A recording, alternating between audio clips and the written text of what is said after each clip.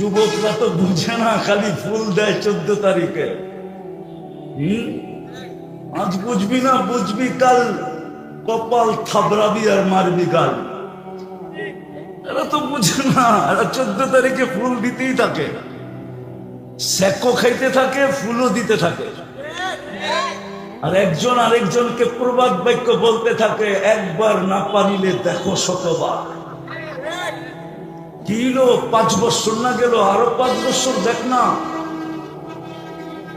দিতে থাক, হোটেলে খাওয়াইতে থাক, পার্সেল পাঠাইতে থাক, কলিজা ভুনা করে দরকার হলে পাঠায় দেয়, টুকটা টুকটা বাইর করে ভুনা করে পাঠায় দেয়। তারপরও দেখ I.U লেখা পাঠাই কিনা, ঠিক না? বুঝবা যুবক, আজ বুঝবা না, বুঝবা কাল। কপাল থাবড়াইবার গাল মারবা গাই, সত্য এটাই। নাইলে আমি তো বলি, আমার দুনিয়া ঘোরার অভিজ্ঞতায় বলতেছি আমি, আমার মুসলিম সমাজের যুবক যদি যুবক যৌবন ধরে রাখতো, তাইলে অচিরই একটা দিন আসতো যে যুবক যৌবন এক্সপোর্ট হইতো। যৌবন এক্সপোর্ট হইতো। মিডিয়া আমার কথা যাইতেছে, যৌবন এক্সপোর্ট হইতো। যেই দেশে যাওয়ার জন্য আমাদের 50-50 লাখ টাকা দিতে হয়, 30-30 লাখ টাকা দিতে হয়, আর বিভিন্ন স্টেশনে মাসের পর মাস বৈশা থেকে নির্যাতনের শিকার হতে হয়, হইতো না? ওরা আইসা আমাদের দেশে বলতো, মুসলিম সমাজে বলতো, বাড়ি আমার, গাড়ি আমার, টাকা আমার, পয়সা আমার, আমার দেশে যৌবন নাই, তোর কাছে যৌবন আছে, আমার সাথে চল, তুই আমার সাথে শুধু এনজয় করবি, তোর কিচ্ছু লাগবে না, চল। কসম খোদা। কিন্তু আমি তো এই যুবকদেরকে বুঝাইতে পারতেছি না। ওরা তো যৌবন মাটিতে মিশিয়ে দিতেছে, হয়তো মাদক দিয়া, না হয় ইন্টারনেট দিয়া। হয়তো মাদক দিয়া যৌবন মাটিতে মিশিয়ে দিতেছে, নাইলে ইন্টারনেটে আসক্ত হয়ে যৌবন মাটিতে মিশিয়ে দিতেছে। ইন্টারনেটে আসক্ত হইয়া ওরা যৌবন মাটিতে মিশিয়ে দিতেছে। এই জন্যই তো দেখবেন হারবালের দোকান বাড়তেছে, হারবালের কোম্পানি বাড়তেছে, অনলাইনে হারবাল সবচেয়ে বেশি বিক্রি হইতেছে। না হুজুরে হাসে, হুজুর তো অনলাইন বুঝো না, দেখাও না, করতে বুঝবো কর, দেখেও না, বুঝেও না, প্রত্যেকটা হুজুররা বুঝবো।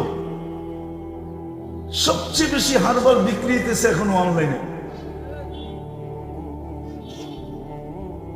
কারণ এটি যুবকের যৌবন মাটিতে মিশা দিতেছে, হয়তো মাদক, না হয় ইন্টারনেট। মাদক খাইতে হয় না, মাদক কয়েকদিন ছুঁলেই যৌবন চলে যায়, শুধু ছুঁলে। চ্যালেঞ্জ আমার সাথে, দুনিয়ার যে আমার সাথে এই চ্যালেঞ্জ নিতে চাবে আমি রাজি। আমি ওকে দিয়ে 15 দিন মাদক শুধু ছোঁয়াবো, খাবে না, ছুঁইব, নাড়াচাড়া করব। 15 দিন পরে টেস্ট করে দেখবে ওর পয়েন্ট কমে গেছে, কসম খোদা। কেননা আল্লাহর রসুলের 100% লানত এই মাদকের সাথে। আমার কাছে প্রমাণ আছে। আরাফার থেকে যখন হাজিরা মুজদালিফায় আসে, তো একটা জায়গার ভিতরে গাড়িও দ্রুত চলে, মানুষও দৌড়ায়া পার হয়। আল্লাহর রসুল সাহাবাদেরকে বলছিল, দৌড়ায়া পার হও। বলছে কেন? বলছে 1000 বছর আগে আল্লাহর লানত এখানে পড়ছিল, দ্রুত গতিতে পার হও, নাইলে তোমাদেরও ছোঁয়া লেগে যেতে পারে। ওয়াদি মুহাসসার, ওলামা জানে কি জানে না জানি না, বুখারীতে আছে, প্রত্যেক হাদিসের কিতাবে আছে, কিতাবুল হজের ভিতরে লেখা আছে ওয়াদি মুহাসসার। ঠিক এরকম মাদকের সাথে লানত মিশ্রিত। এটা ছুঁইলে যৌবন ডাউন হয়ে যায়। আমি চ্যালেঞ্জ দিব আমার সমাজের যারা মাদকের ব্যবসা করে, টু বটম পর্যন্ত একজনেরও যৌবন স্বাভাবিক না। আমি পুরা জাতির সামনে অনলাইনে বলতেছি, টপ টু বটম যারা মাদকের ব্যবসা করে ওদের একজনের কাছেও স্বাভাবিক যৌবন নাই। চ্যালেঞ্জ, ও দুনিয়ার যে কোনো হাসপাতালে চেক করতে বলবে, আমি পুরা অর্থ ব্যয় করব শুধু প্রমাণ করার জন্য, কিন্তু সার্টিফিকেটটা আমি নিয়ে নিব। চ্যালেঞ্জ। এই যুবকদের যৌবন মিটে যেতেছে লাইফ। সারা দুনিয়া মুসলমান যুবকদেরকে লাগাইতেছে, হাম তো ডুবে হ্যাঁ সনম তুঝে লে ডুবেঙ্গে। ওরা তো ডুবা শেষ। এই জন্য আমাদের যুবকদেরকে দুইটা লাগাই দিছে, একটা মাদক আর একটা হলো ইন্টারনেট। কিন্তু ওদেরকে পায়ে ধরে বুঝাইলে ওরা বোঝে না। ওরা থো মোল্লার কথা, ওরা আমাদেরকে মোল্লা বইলা উড়াইয়া দেয়। বুঝবা যুবক, যেদিন বাসর রাত্রে তোমার উইকেট পড়া যাব, তখন খালি একবার মডার্নে দৌড়াইবা, একবার কলিকতা হারবালে দৌড়াইবা। আমার চেয়ে বেশি হারবাল তোমরা দুনিয়ায় দেখো না। আমি 103টা দেশের হারবাল দেখছি, 103টা দেশের। আমার চেয়ে বড় এজেন্সি বাংলাদেশে কারো হতো না। আমি দেখছি কোনো হারবালে যৌবন নেই। যৌবন তো আল্লাহর কাছে। সাপ্লাই কোত্থেকে? এখান থেকে। আমেরিকান হারবালেও যৌবন নেই। আমি চেক করে বলতেছি, চেক গাইটা গোটা বলতেছি। যুবকদেরকে আমরা এখন বুঝাইতে চাই, পায়ে ধরা হাতে ধরা ওরা বোঝে না।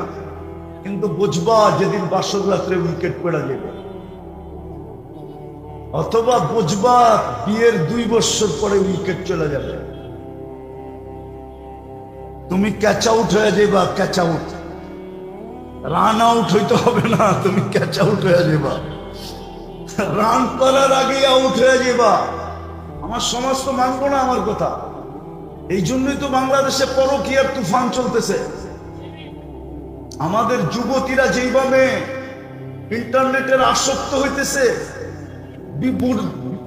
বুড়িতেই বুড়ি হয়ে যাবে।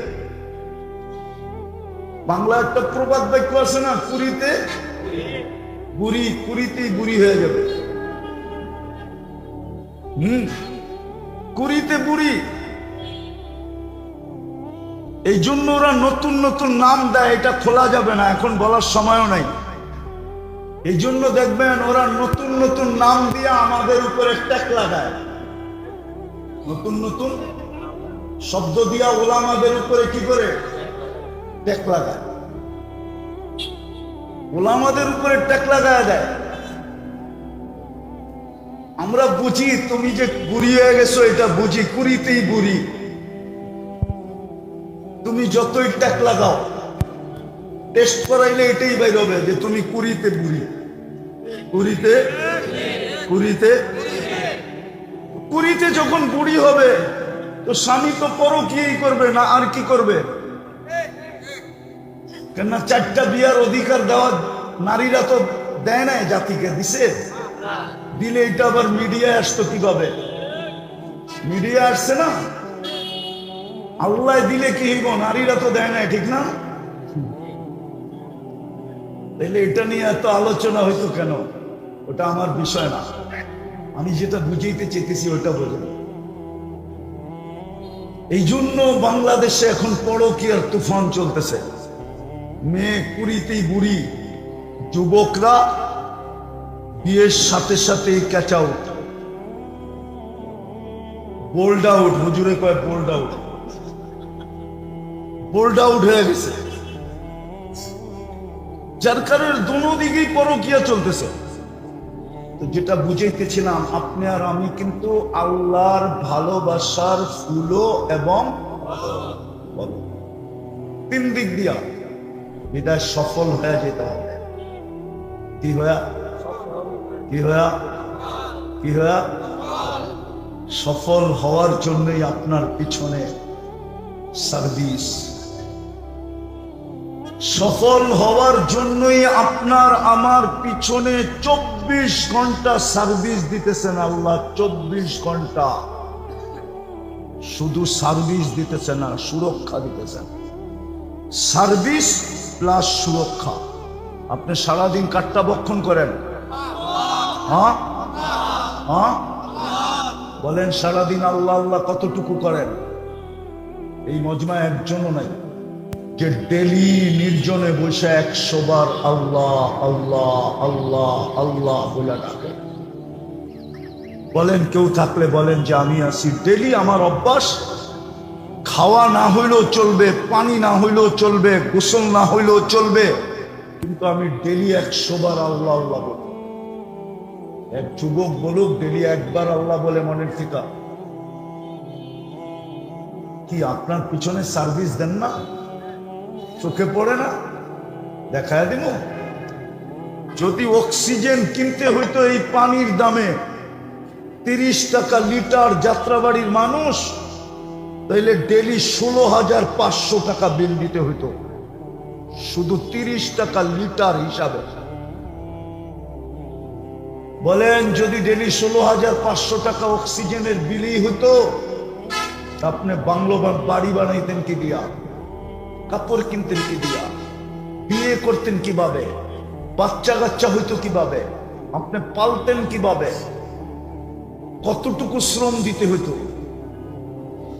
বলেন আমরা ডেলি 550 লিটার অক্সিজেন ইন্টু 30, 16,500 টাকা বিল হয়। এই সেবা কে দেয়? হ্যাঁ, বিনা পয়সায় দিতেছে। বুঝে তো আসতো, যদি জিব্বা সাত চেক করে না দিত। আল্লাহ তো চিনলাম না। একটু আগে আমি উপরে বসে বসে বলতেছিলাম, কি একটা জ্বর আছে না, ডেঙ্গু, কি কয়টায় মশায় কামড়ায়? হ্যাঁ, আপনার এই উন্নত বিজ্ঞান রে বলেন তো, একটা মানুষকে সামনে রেখা, একটা ডেঙ্গু মশাকে সামনে রেখা পার্সেন্টেজ বাইর করে দিতে। চলেন এইখানেও কিছু শিক্ষিত লোক হবে, বলেন আপনাদের বিজ্ঞানকে যে একটা ডেঙ্গু মশা একদিকে রাখবা কম্পিউটারে, আর একটা মানুষ রাখবা, তুমি পার্সেন্টেজ বাইর করে দাও, মানুষের তুলনায় ডেঙ্গু মশাটার পার্সেন্টেজ কত? এখানে যদি কোনো শিক্ষিত লোক থাকে তাহলে বলেন। বিজ্ঞানের কাছে পার্সেন্টেজ বাইর করার মতো কোনো মেশিন এখনো আসে নাই। কম্পিউটারের ভিতরে ওই সংখ্যা নাই, ও পার্সেন্টেজ বাইর করতে পারবে না। ও তো হাসি দিবে, বলবে মোল্লার মাথা খারাপ হয়ে গেছে, পাবনা লয়া যাও। এই ক্ষুদ্র মশা একটা 60 কেজি মানুষের সামনে, এটা আবার পার্সেন্টেজ হয় কি করে? তাইলে এতটুক একটা মশায় কামড় দিয়া ওরে হাসপাতালের বেডের ভিতরে চিৎ করে ফালায় রাখলো কি করে? এটার নামই তো আল্লাহ। এটার নামই তো, এটা যিনি করছেন ওনার নামই কি? আল্লাহ নিজের পাওয়ার দেখাইছেন, দেখ আমার পাওয়ার। কিন্তু একবারও তো আল্লাহ বলে না। সারাদিন সেবা, সারাদিন সুরক্ষা। হায় হায়, আজকে সূর্য ঢাকা শহরে বলতে বলতে ডুবছে। লান আউদ ফি হায়াতিকা আবাদা। হতে পারে ঢাকার মানুষগুলা কালকে সকালে আর তোমরা আমাকে উঠতে দেখবে না। হতে পারে জমিনটা থাকবে, তোমরা কেউ থাকবে না। হতে পারে বাড়িগুলা থাকবে, তোমরা কেউ থাকবে না। আমি এরকম জমিন এই 2 চোখে চিনি। কমে সলের জমিন আমি চিনি, বাড়িগুলা এখনো আছে, মানুষগুলা নাই। এক রাত্রে সাফা, বেশি কিছু করে না। ফেরেশতা একটা চিৎকার দিছে, সাহা সাইহা, একটা চিৎকার দিছে, সবাই ঘরের ভিতরে দিল ফাইটা বেড়ে গেছে। একজনও বাঁচে নাই। কোরআনে আছে, জিজ্ঞেস করেন। একটা চিৎকার দিছে। ফেরেশতাকে আল্লাহ জিজ্ঞাসা করছে কয়টা চিৎকার দিব? আল্লাহ বলছে সাইহাতান ওয়াহিদা, একটা চিৎকার দিবি, একটা, দুটা না। এক চিৎকারে সব শুয়ে গেছে। ওই জায়গা আমি চোখে দেখা আসছি। আজকে সূর্য বলতে বলতে ডুবছে। আসেন নিজেকে সফল করি, সফল। ওই সফল করার জন্যই আল্লাহ শ্রেণী বানাইছেন। এতটুক ছোট জায়গার ভিতরে দুনিয়ায় কোথাও নাই। চতুর্থটা বলবো, হ্যাঁ, এরকম মাটিতে লেপটি মেয়েরা বৈশা আল্লাহ আল্লাহ রসুলের কথা শোনা দৃশ্য দুনিয়ার কোথাও নাই। কসম খোদার, দুনিয়ার কোথাও নাই, এই দৃশ্য নাই। এরকম মাটিতে লেপটি মেয়েরা বৈশা শোনা, তাও শীতের দিন, ঘন্টার পর ঘন্টা, এই দৃশ্য দুনিয়ার কোথাও নাই। আমি দেখা বলতেছি, চোখে দেখা। আমি 103 দেশে পাই নাই। যখন 103 দেশে পাই নাই, বাকি যেই দেশগুলো আছে ওটাতে তো প্রশ্নই উঠে না। আমি তো বাছা বাছা 103 দেশ বলতেছি, বাছা বাছা। আমি তো 7 মহাদেশ ঘুরা বলতেছি। এই দৃশ্য দুনিয়ার কোথাও নাই। এটা একটা আধ্যাত্মিক প্রোটেকশন, আধ্যাত্মিক। এই দৃশ্যটা একটা আধ্যাত্মিক প্রোটেকশন। আপনি জানবেন না, আমার কাছেও মেশিন নাই যে আমি আপনাকে দেখায় দিই।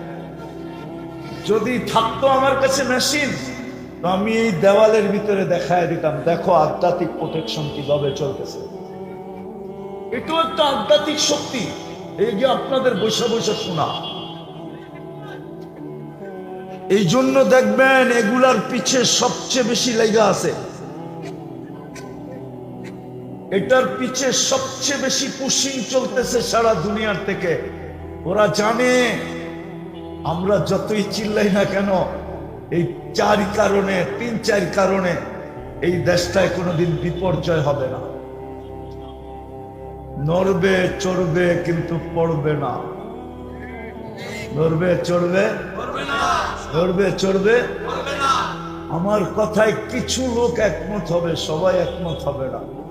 আমার দেশের হাই লেভেলের লোকেরা একমত হবে যদি ও বোঝে আমার কথা। কেননা আমি আপনাদের স্বাধীনতা দেখি নাই। আমি 18 জুলাই চলে গেছিলাম ইংল্যান্ড। আমি 4 তারিখেই মাটিতে ছিলাম। 4 তারিখে রাত্রে আমার ফ্লাইট চলতেছিল ইংল্যান্ড টু কানাডা, টরন্টো যেতেছিলাম আমি। 5 তারিখ সকালে নামছি আমি গেলাম। তখন দিন গড়াইয়া এখানে সন্ধ্যা হয়ে গেছে, ওইখানে মাত্র সকাল। নামার পরে আমি শুনছি স্বাধীন হয়ে গেছে। আমি ক্লিয়ারলি দেশে আসছি সেপ্টেম্বরের 23 তারিখে। জুলাই আগস্টের 18 তারিখে আমি আসছিলাম, কিন্তু আবার 1 দিন পরে 2 দিন পরে আমি চলে গেছি কোরিয়া। আমি আসছি সেপ্টেম্বরের 23 তারিখে। আমরা বাহির থেকে শুনতেছিলাম, সবাই বলতেছিল যে দেশটা বুঝি মাটির সাথে মিশা গেল, দেশটা বুঝি শেষ। কিন্তু আমার দিলের ভিতরে বিশ্বাস ছিল, আজ থেকে না, অনেক বছর থেকে একই কথা আমার দিলে বিশ্বাস ছিল যে এই দেশে কোনো বিপর্যয় হবে না। কিন্তু দুনিয়া বলতেছিল দেশটা, হ্যাঁ, 16 বৎসরের মধুর স্বাদ এক রাত্রে ভুলা যাওয়া, একদিনে ভুলা যাওয়া, এটা মিরাকেল ছাড়া কিছু না। খোদাই কুদরত ছাড়া কিছু। আল্লাহর কুদরত এই দেশকে বাঁচানোর জন্য। আমরা বাইরের থেকে শুনতেছিলাম, বিবি বাল বাচ্চা তো সব দেশেই ছিল, আমি একা ছিলাম। শুধু চোখের পানি ঝরাইতাম, দুনিয়া কি বলে, যদি হয়ে গেল তো ছেলে পেলের কি হবে, ফ্যামিলির কি হবে, বাচ্চা কাচ্চার কি হবে, ঘরবাড়ির কি হবে। আমি তো বাহিরে আছি। কসম খোদা, জুলাইয়ের 8 তারিখ থেকে নিয়ে 18 তারিখ থেকে নিয়ে আগস্টের 18 তারিখ 1 মাস, সেপ্টেম্বরের 18 তারিখ 2 মাস, আমি আসছি 22 তারিখে, 23 তারিখে আসছি দেশে। শুধু শুনতাম, আমার চোখের পানি ঝরত। কিন্তু একটা বিশ্বাস দিলে ছিল যে এই 4 কারণে এই দেশটায় বিপর্যয় হবে না, না, না, না, না, না। আলহামদুলিল্লাহ, দুনিয়া দেখালে ফেলছে যে বিপর্যয় হয় না। এই জন্যই এই জিনিসগুলার পিছনে লাগছে, এই জিনিসগুলার পিছনে লাগছে। নাইলে মাহফিল বন্ধ হবে কেন? আপনি বলেন, মাহফিলে হইচই হবে কেন? মাহফিলে ধাক্কা ধাক্কি হবে কেন? মাহফিলে মারামারি হবে কেন? ঠিক না? মাহফিলে অনুমতি নিতে হবে কেন? মাহফিলে আবার অমুকের নাম দিতে হবে কেন? আপনি আমাকে বুঝান, লজিক দিয়ে বুঝান, তর্ক দলিল দলিল দিতে হবে না, লজিকলি বুঝান। চারটা পরিবেশের কারণে বেঁচে আছে। এই জন্য সফল হয়ে যেতে হবে। যতদিন এই পরিবেশগুলা থাকবে, ইনশাআল্লাহ আমরা এখানেও সফল হব, ওইখানেও সফল হব। চান সফলতা? চান পাক্কা না? কোরআনের কথা সত্য করবেন?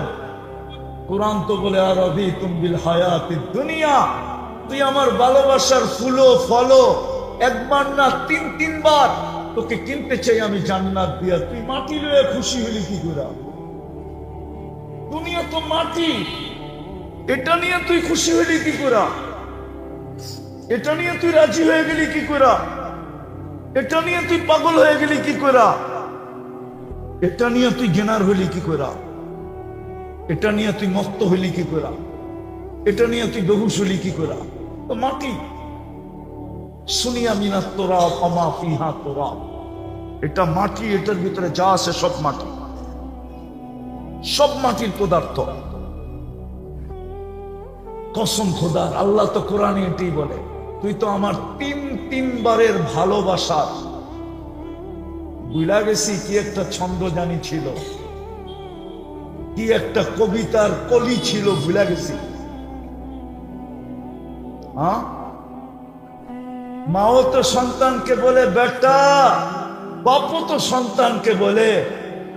যখন শেষ বয়সে আইসা একটা সন্তান হয়, ছেলে চাইতে চাইতে চাইতে চাইতে মেয়ের গাঠি হয়ে গেছে, যখন শেষ বয়সে একটা ছেলে যখন হয়, তো বাপেও চিৎকার দিয়া কয় তুই আমার আকাঙ্ক্ষার ফল। ঠিক না?